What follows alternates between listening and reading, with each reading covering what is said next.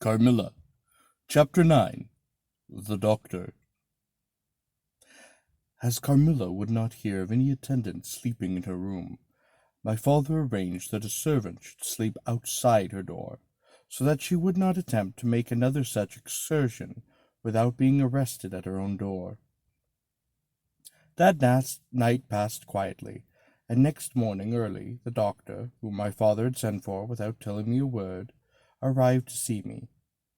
Madame accompanied me to the library, and there the grave little doctor, with white hair and spectacles, whom I mentioned before, was waiting to receive me.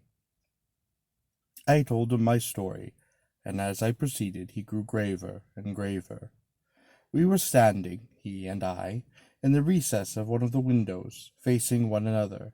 When my statement was over, he leaned, with his shoulders against the wall, and with his eyes fixed on me earnestly, and with an interest in which was a dash of horror. After a minute's reflection, he asked Madame if he could see my father. He was sent for accordingly, and as he entered, smiling, he said, "I dare say, doctor, you are going to tell me that I am an old fool for having brought you here. I hope I am." But his smile faded into a shadow as the doctor, with a very grave face, beckoned him to him. He and the doctor talked for some time in the same recess where I had just conferred with the physician. It seemed an earnest and argumentative conversation. The room is very large, and I and Madame stood together, burning with curiosity at the farther end. Not a word could we hear, however, for they spoke in a very low tone, and the deep recess of the window quite concealed the doctor from view, and very nearly my father, whose foot, arm, and shoulder only could we see, and the voices were, I suppose, all the less audible for the sort of closet which the thick wall and window formed. After a time, my father's face looked into the room. It was quite pale, thoughtful, and I fancied agitated. "Laura, dear, come here for a moment. Madame, we shan't trouble you, the doctor says at present." Accordingly, I approached, for the first time a little alarmed, for, although I felt very weak, I did not feel ill, and strength, one always fancies, is a thing that may be picked up when we please. My father held out his hand to me, and as I drew near, but he was looking at the doctor, and he said, "It certainly is very odd. I don't understand it quite. Laura, come here, dear. Now attend to Dr. Spielberg, and recollect yourself. You mentioned a sensation like that of two needles piercing the skin, somewhere about your neck, on the night when you experienced your first horrible dream. Is there still any soreness?" "Not at all," I answered. "Can you indicate with your finger about the point at which you think this occurred?" "A very little below my throat, here," I answered. I wore a morning dress, which covered the place I pointed to. "Now you can satisfy yourself," said the doctor. "You won't mind your papa's lowering your dress a very little. It is necessary to detect a symptom of the complaint under which we have been suffering." I acquiesced. It was only an inch or two below the edge of my collar. "God bless me, so it is," exclaimed my father, growing pale. "You see it now with your own eyes," said the doctor, with gloomy triumph. "What is it?" I exclaimed, beginning to be frightened. "Nothing, my dear young lady, but a small blue spot, about the size of the tip of your little finger. And now," he continued, turning to Papa, "the question is what is best to be done." "Is there any danger?" I urged in great trepidation. "Oh, I trust not, my dear," answered the doctor. "I don't see why you should not recover. I don't see why you should not begin immediately to get better. That is the point at which the sense of strangulation begins." "Yes," I answered, "and recollect as well as you can, the same point was a kind of centre of that thrill which you described just now, like the current of a cold stream running against you." "It may have been. I think it was. Ah, you see," he added, turning to my father. "Shall I say a word to Madame?" "Certainly," said my father. He called Madame to him and said, "I find my young friend here far from well. It won't be of any great consequence, I hope. but it will be necessary that some steps be taken, which I will explain by and by. But in the meantime, madame, you will be so good as to not let Miss Laura be alone for a moment. That is the only direction I need give for the present. It is quite indispensable." "We may rely upon your kindness, madame, I know," added my father. Madame satisfied him eagerly. "And you, dear Laura, I know you will observe the doctor's direction."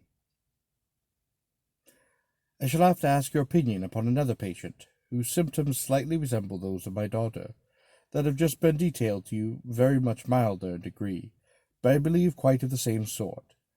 She's a young lady, our guest, but as you say, you will be passing this way again this evening. You can't do better than take your support here, and then you can see her. She does not come down till the afternoon."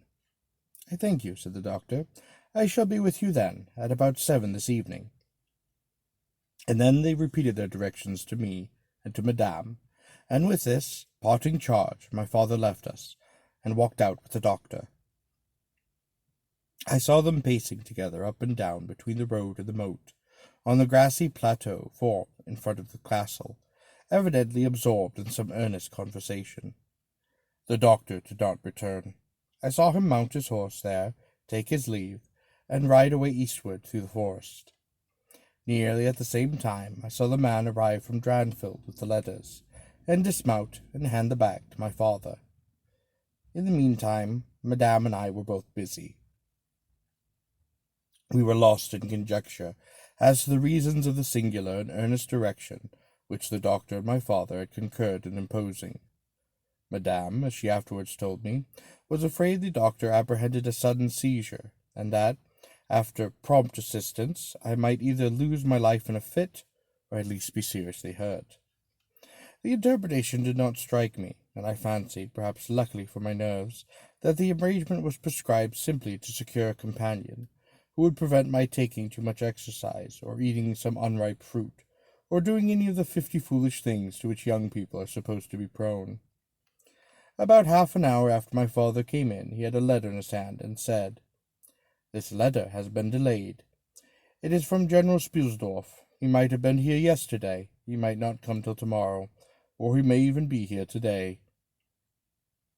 He put open the letter into my hand, but he did not look pleased, as he used to when a guest, especially one as much loved as the General, was coming. On the contrary, he looked as if he wished him at the bottom of the Red Sea. There was plainly something on his mind which he did not choose to divulge. "Papa, darling, will you tell me this?" said I, suddenly laying my hand on his arm, and looking, I am sure, imploringly on his face. Perhaps," he answered, smoothing my hair, caressing over my eyes. "Does the doctor think me very ill?" "No, dear. He thinks if the right steps are taken, you will be quite well again. At least on the high road to a complete recovery, maybe in a day or two. I wish our good friend, the General, had chosen any other time, that is. I wish you had been perfectly well to receive him." "But do tell me, Papa," I insisted. "What does he think is the matter with me?" "Oh, nothing.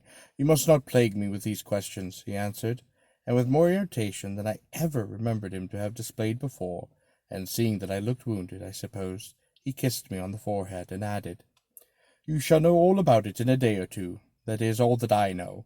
In the meantime, you are not to trouble your head about it." He turned, and he left the room, but came back before I had done wondering and puzzling over the oddity of all this.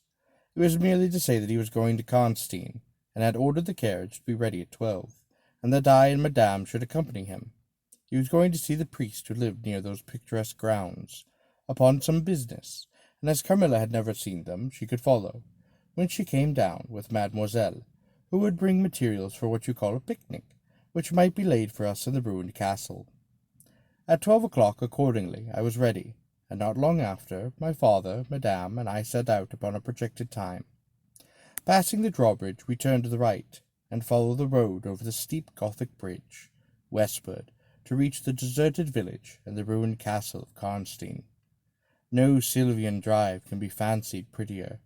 The ground breaks into gentle hills and hollows, all clothed with beautiful wood, totally destitute of the comparative formality which artificial planting and early culture pruning impart. The irregularities of the ground often lead the road out of its course, and cause it to wind beautifully around the sides of broken hollows and steep sides of hills, among varieties of ground almost inaccessible. Turning one of the points, we suddenly encountered our old friend, the general, riding towards us, attended by a mounted servant. His portmanteaus were following in a hired wagon, such as we term a cart. The general dismounted as we pulled up, and after the usual greetings, was easily persuaded to accept the vacant seat of the carriage, and send his horse on with his servants to the slosh.